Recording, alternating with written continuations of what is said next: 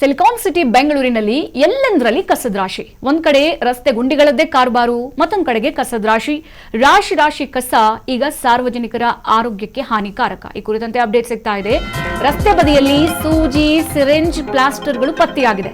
ರಸ್ತೆ ಬದಿ ವೈದ್ಯಕೀಯ ತ್ಯಾಜ್ಯವನ್ನ ಕಿರಾತಕರು ಸುರಿದಿದ್ದಾರೆ.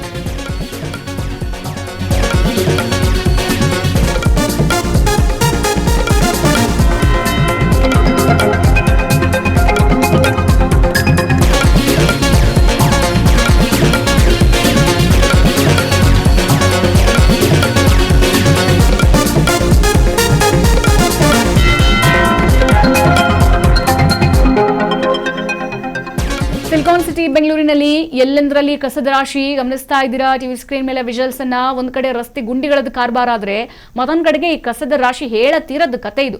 ರಾಶಿ ಕಸ ಈಗ ಸಾರ್ವಜನಿಕರ ಆರೋಗ್ಯಕ್ಕೆ ಹಾನಿಕಾರಕ.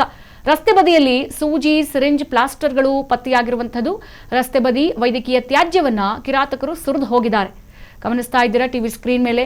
ಸಿರಿಂಜ್ಗಳಿದೆ, ಅಲ್ಲಿ ವೈದ್ಯಕೀಯವಾಗಿ ಯೂಸ್ ಮಾಡಿರುವಂತಹ ಪ್ಲಾಸ್ಟರ್ಗಳು, ಇಂಜೆಕ್ಷನ್ಸ್ ಆಗಿರ್ಬೋದು, ಹಾಗೆ ಮೆಡಿಸಿನ್ ಡಬ್ಬಗಳು ಎಲ್ಲವೂ ಕೂಡ ಕಾಣಿಸ್ತಾ ಇದೆ.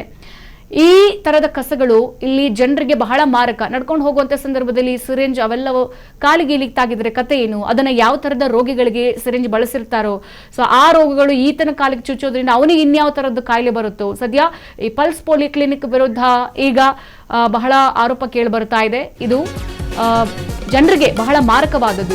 ಇದು ಗುರಪ್ಪನಪಾಳ್ಯದಲ್ಲಿ ಅನಧಿಕೃತ ವೈದ್ಯಕೀಯ ತ್ಯಾಜ್ಯ ವಿಲೇವಾರಿ ಗಮನ ಕೊಡ್ತಾ ಇರುವಂತದ್ದು. ಪೌರ ಕಾರ್ಮಿಕರ ಮಾಹಿತಿ ಮೇರೆಗೆ ಸದ್ಯ ಅಲ್ಲಿ ಮಾರ್ಷಲ್ಗಳು ಸ್ಥಳಕ್ಕೆ ಬಂದಿದ್ದಾರೆ.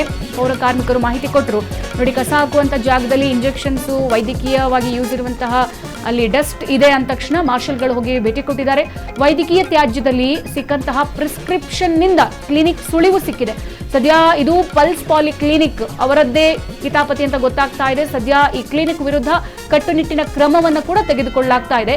ನಿಗದಿತ ಸಂಸ್ಥೆ ಮುಖಾಂತರ ತ್ಯಾಜ್ಯ ವಿಲೇವಾರಿಯನ್ನ ಕ್ಲಿನಿಕ್ ಮಾಡಿಲ್ಲ. ಅಂದ್ರೆ ಈ ವೈದ್ಯಕೀಯವಾಗಿ ಯೂಸ್ ಮಾಡಿರುವಂತಹ ಕಸವನ್ನ ತೆಗೆದುಕೊಂಡೋಕೆ ಅಂತಾನೆ ಸಪರೇಟ್ ಆಗಿರುವಂತಹ ವ್ಯವಸ್ಥೆ ಮಾಡಲಾಗುತ್ತೆ. ಇವರು ನಿಗದಿತ ಸಂಸ್ಥೆ ಮುಖಾಂತರ ತ್ಯಾಜ್ಯ ವಿಲೇವಾರಿ ಮಾಡಿಲ್ಲ. ಸೊ ಹೋಗ್ಬಿಟ್ಟು ಯಾರು ಡೈರೆಕ್ಟ್ ಹೋಗಿ ಎಲ್ಲ ಡಸ್ಟ್ ಡಂಪ್ ಮಾಡ್ತಾರಲ್ಲ, ಅಲ್ಲಿ ಹೋಗಿ ಹಾಕಿದ್ದಾರೆ. ಸದ್ಯ ಈ ಪಲ್ಸ್ ಕ್ಲಿನಿಕ್ಗೆ 50,000 ದಂಡವನ್ನ ಪಾಲಿಕೆ ವಿಧಿಸಿದೆ. ಸಾರ್ವಜನಿಕ ಸ್ಥಳದಲ್ಲಿ ತ್ಯಾಜ್ಯ ಸುರಿದವರಿಗೆ ಈಗ ಕ್ರಮದ ಎಚ್ಚರಿಕೆಯನ್ನು ಕೂಡ ಕೊಡಲಾಗಿದೆ. ನೋಡಿ, ಡಸ್ಟ್ ಕಸ ಹಾಕ್ತಿವಿ ಅಂತ ಅಂದ್ರೆ ಎಲ್ಲ ಕಸ ತಗೊಂಡೋಗಿ ಒಂದೇ ಹತ್ರ ಹಾಕೋಕ್ಕಾಗಲ್ಲ. ಅಲ್ಲಿ ಹಸಿ ಕಸ, ಒಣ ಕಸ ಅಂತ ನೀವು ನಾರ್ಮಲ್ ಜನರಿಗೆ ಬುದ್ಧಿ ಹೇಳೋರು ಈ ವೈದ್ಯಕೀಯ ವಿಲೇವಾರಿ ಈ ಕಸವನ್ನ ಬೇರೆ ಕಡೆ ಡಂಪ್ ಮಾಡಬೇಕು. ಅಲ್ಲಿ ಸೂಜಿಗಳಿರುತ್ತವೆ, ಬೇರೆ ಬೇರೆ ಬ್ಲಡ್ ಯೂಸ್ ಮಾಡಿರುವಂತಹ ಕಾಟನ್ಸ್ ಎಲ್ಲ ಇರುತ್ತೆ.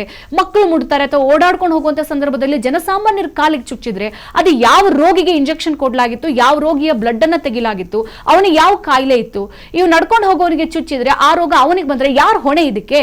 ಸೊ ಈ ಕುರಿತಾಗಿ ಸದ್ಯ ಈಗ ಪಾಲಿಕೆ ಈ ಪಲ್ಸ್ ಕ್ಲಿನಿಕ್ಗೆ 50,000 ದಂಡ ವಿಧಿಸಿದೆ ಅಂತ ಗೊತ್ತಾಗ್ತಾ ಇದೆ. 50,000 ಅಲ್ಲ, 1 ಲಕ್ಷ ವಿಧಿಸಿದ್ರು ಕಡಿಮೆನೆ.